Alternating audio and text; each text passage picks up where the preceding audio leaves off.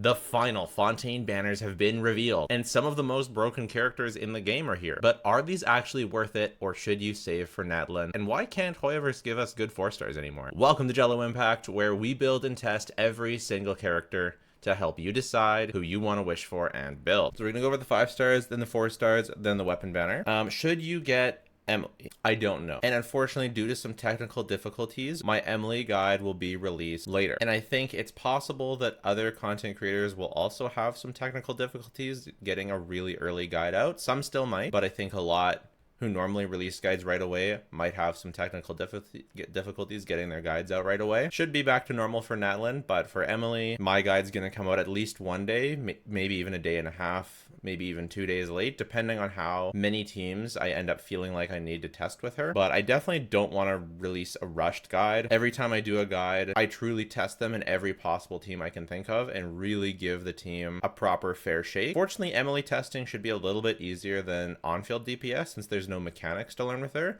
I'll just be integrating her into other teams, so it should be a little bit easier testing. We should be able to get a guide out only one day late. But if you are on the fence about going for Emilie because you want to play her in Melt Gone you want to play her with Farina Bennett Shengling, you want to play her with Melt Risley, you're going to play her with Arlecchino, these are seemingly like the teams that she's going to be best in, just wait until a couple days after release, let us get our guides out and make your call from there. There is also another factor though, and that she's coming out immediately before Natlan. And so it's very possible that Mulani and Kinich, or however you say it, also will want to use Emilie. It's possible that other Natlan characters will want to use Emilie. Who knows, to be honest? I don't recommend pulling on future potential, but there have been some creators talking about Emilie with Kinich as being probably his best team. But again, this is theory crafting with 2 layers of unknown because we haven't played with Emilie yet and we haven't played with Kinich yet. So it's pretty up in the air how good these teams are really going to be. I have no doubt that Emilie will get better throughout Natlan, and it's you know, it's always possible that, you know, the last character before a new region, it's possible she's broken and then they wait to rerun her until the very end of Natlan. That would be just the kind of thing Hoyoverse would do. But even still, I don't recommend pulling on future potential. There are other great characters.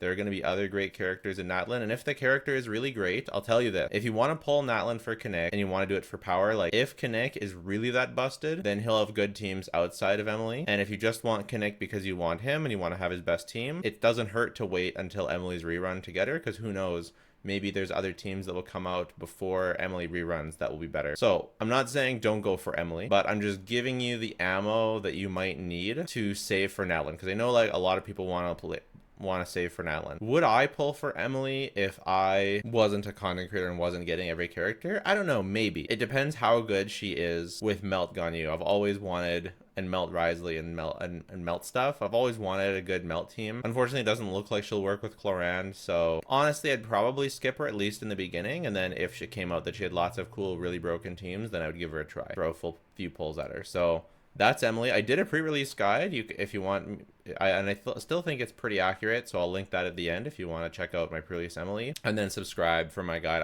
I test her with every single teammate that we can all think of, so it's gonna be really, really comprehensive. For Yelan is still one of the very best characters in the entire game. She got a huge buff with Farina. She's one of Farina's best partners. If you don't go for Novelette, I highly recommend going for Yelan. Obviously, Yelan is good on a ton of other teams too. Arlecchino, Vape, Hyperbloom. I'll be doing a full Yelan guide in the next couple days and talk about all of her teams and where she sits in the meta now and what all her good teams are. I see basically two polarizing views online is like, hey, if you have C6 Xingqiu, you don't need Yelan. Xingqiu is better or just as good or whatever. I do think Yelan is better. There are certain teams where people do play Xingqiu, like Alhaitham, where you don't lose much damage because you get more blooms and the defensive utility is actually useful. Also, like Arlecchino and AoE, sometimes you can get some more vapes and that can make up for the for less damage. In general though, I think Yelan is better. However, I am of the mind that C6 Xingqiu is generally a good replacement unless you're pairing her with Farina, and then Yelan's damage really starts to show and the higher base multipliers she has really get amplified. Even just running Hydro Resonant really boosts Yelan's damage a lot, whereas Xingqiu doesn't get anything from that. But I do think you can, especially if you have Novelette and Farina, you can get away without getting Yelan. There's definitely enough Hydro to go around. There's a lot of good Hydro characters, and just like any character in Genshin, even though Yelan is broken and one of the best characters in the game, you don't need her. There's lots and lots and lots of really good teams these days. Personally, I do recommend, if a general player asked me who should I get, Yelan would be one of the characters that I would say you should probably consider getting yourself Yelan. And all of that's not even talking about just the overworld comfort. Using your skill to run around is fantastic. Power crept a little bit by Shenhe actually, but a much more versatile character overall in terms of the power she adds to teams. So yeah, Yelan good. Genshin's done a good job of spreading out, and there's lots of different types of really good teams. You've got now Farina teams, Farina Yelan, Farina Novelette, you've got VV Vape, you've also got Chevreuse team, you've got Mono Pyro team, you got Hyper Bloom teams, you got Nilou Bloom teams. There's like all of these different types of teams. You got Aggravates, you got national teams, you got all these different types that you don't necessarily need one or the other, but generally speaking, any team that can normal attack will benefit from Yelan. And say you don't like Farina as a character or something, then getting Yelan is also a great idea because she can be a substitute in a lot of teams. The fact that she does some of the highest off-field DPS of any character, as well as buffing your on-field character, is massive. And the fact that her best weapon is at her best weapon for a lot of teams, and then she has an amazing free-to-play weapon with Favonius Warbow, and her signature is really good as well. So we'll talk about that as well. But if you want to hear a full review of Yelan, just wait, a couple more days, and we'll have our Yelan guide out. Now for the 4 stars. This is where things start to get yikes. I don't recommend wishing for characters based on the 4 stars anymore, pretty much at all. I pretty much recommend just tunnel visualing on the 5 stars, because 4 stars, they're so random, you can't guarantee anything. Like, sure, you might have a C6 Xingqiu, but you also might not. Then it might be a really long time until you can get one. And I don't recommend building pity. Rather than getting a C6 Xingqiu, just guarantee yourself a copy of C0 Yelan. I think that's more valuable than trying to risk pity on a banner you probably don't want, because Genshin seems to be doing this thing lately where they just don't put good characters on the banner. Like, obviously Xiangling is good and you do need her C4, so that's fine. And Yanfei is actually a really good DPS in terms of especially 4-star DPS. Is not as good as someone like Gaming, but very comfy, very good. Someone you can use especially with Farina. Decent sub DPS potential with Shield Fae, or not sub DPS, but support potential with Shield Fae. But generally speaking, not a meta pull. So not one of the better 4 stars, and Razor is really one of the worst 4 stars for sure. So overall, this banner has like no value. Like this is tragic. I'm sorry for all the pullers. Yelan is so good that it makes up for it. Emilie, it could be that these 4 stars are so bad, especially if you already have C4 Xiangling. It could be that these 4 stars are so bad that you just wait until Emilie's rerun to get better value on your pull. That is a viable strategy, because I feel like they must be saving their 4 stars. I feel like we haven't had a good 4-star banner in forever. Where is the good 4-star banner? And this is kind of a double stinker, right? Normally you have 1 stinker character, but this is kind of a double. Yeah, I don't recommend waiting for the next Yelan rerun, because who knows when it'll be. Probably another year or more away, but Emilie could be someone you wait, unless for some reason you're already at pity. Yeah, Xiangling still very, very good. She's kind of good by default, right? Because she's the only off-field pyro applying character, but she kind of griefs a lot of teams by having a really long cooldown, and sometimes you have to build so much ER in her that she basically doesn't do very much damage. But she's still like the only really reliable off-field pyro applier. So I still think she's a great character, but there's obviously also more and more teams that don't use Xiangling. And we have so many on-field pyro DPSs that you don't necessarily need an off-field pyro DPS for a lot of teams. And I have a feeling that the Pyro Archon will have something to say about Xiangling, but everyone should build their Xiangling. You should get a Xiangling to C4 and build her. But she's in the Star Glitter shop. Is it worth it spending Star Glitter to get her constellations? Probably not. Is it worth wishing on here to get her constellations? I don't know. It's so hard. Depends on your account. She does need her C4 to function. So, hey, if you don't have Yelan and you're not sure if you want to get Yelan, but you want to get some constellations of Xiangling, I guess you could go and try and get a few constellations on this banner. Kind of risky though. And we're going to have good 4 stars probably on the Natlan banner. At least we'll have new 4 stars on the Natlan banner. So you might want to save your 4-star pity for Natlan, right? I don't know. It's interesting. Hopefully these are some things to think about anyways. Razor is just a bad on-field physical DPS. And you can do Burgeon Razor as well. You stand in C6 Bennett Circle and stuff. But it's a very It's a very convoluted team. It's much worse nowadays than it was, just because of how the abysses are structured lately. So yeah, banners as a whole, a little bit yikes, but go for the characters if you really want them. Yelan, probably worth it. Emilie, probably not worth it, but maybe. It obviously depends on the account. And then moving on to the weapon banner. Almost great. The weapon banner is this is almost one of the most cracked weapon banners I've seen, because you got Fav Warbow, which is obviously good to have. Even if you get Aqua Simulacra and you don't use Fav on Yelan, Fav Warbow is really good on a lot of characters as well. Okay, maybe not a lot of characters, but there's definitely characters that you can probably make use of a Fav Warbow, kind of account dependent. The flute is actually trash. That's what really holds this back.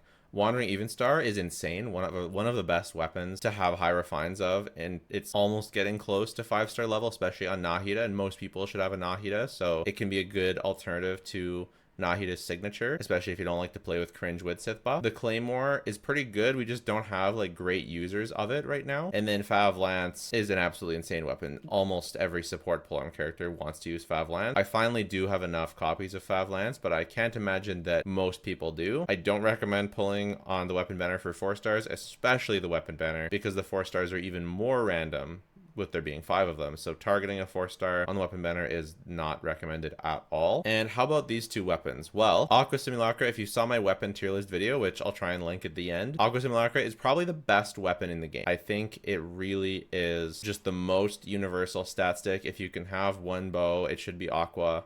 Aqua is crazy good. If it's not the best in slot for a ton of characters, it's the second best in slot for almost every character. Best generalist bow. It's also a crazy upgrade for Yelan. Like, especially Farina teams, especially like Farina Raiden teams, the difference that it makes to have, or Kokomi Farina Yelan teams, the difference that this bow makes is night and day. Like, it can be up to a 30 plus, 40+% damage increase for your team just by giving Yelan this bow, because she's basically the main DPS of that team. So that's kind of crazy. And the Lumidos Elegy. High base attack, crit rate, attack increased by 15%. So this is going to be, in general, a decent stat stick. When the equipping character triggers burning on an opponent, the damage dealt increased by 18%. This effect lasts for 8 seconds, max 2 stacks. When 2 stacks are reached, or the duration of the second stack is refreshed, restore 8 energy. Energy can be restored this way over 12 seconds. The 2 aforementioned effects can be triggered even when the character is off field. So yeah, this weapon is absolutely cracked for Emilie. It looks like good on Burn Arlecchino. If you somehow don't do this, right? But if you were somehow wishing for Emilie to play on an Arlecchino team and you really wanted Aqua, but you lost to 2 Lumidos Elegies, then you could play an Emilie burning team with Arlecchino, where both Emilie and Arlecchino use this weapon, and you could make good use of it, because this could be good on burning Arlecchino. The reason why I say that is because the only time you play burning Arlecchino is with Emilie. Yeah, and you have to trigger burning to make this good. Who else? Xiangling, another Xiangling buff. Yeah, Xiangling on a burning team. In general, this is a fairly niche weapon, right? In the use cases that we can think of to maximize this weapon is fairly niche. It's an okay stat stick, as it gives base attack, crit rate, and 15% attack. That's okay, but you kind of need the burning. You kind of need the burning to really get the 18%, the 36% damage bonus, which is huge. 36% damage bonus is huge, and restoring 8 energy is really big as well. So in general, this weapon banner is quite good for Emilie weapon wanters. For Yelan weapon wanters, it's hard to say. Like, hey, maybe you're wishing for Yelan, you lose to Elegy, and then one day in the future you get yourself an Emilie, even if not on this banner. In general though, it's going to be pretty similar to something like Jade Spear, right? It has a little bit of a lower base attack, but it gives attack percent, so it's going to be like an okay stat stick. Still going to be generally better than 4-star weapons for a character.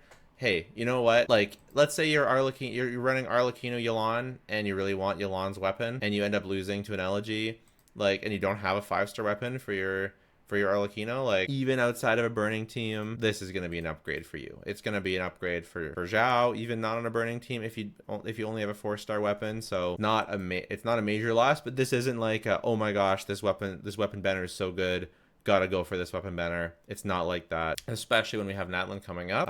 Yeah, let me know what your pull plans are, and again, check out the Emilie pre-release and the 5-star weapon tier list right there.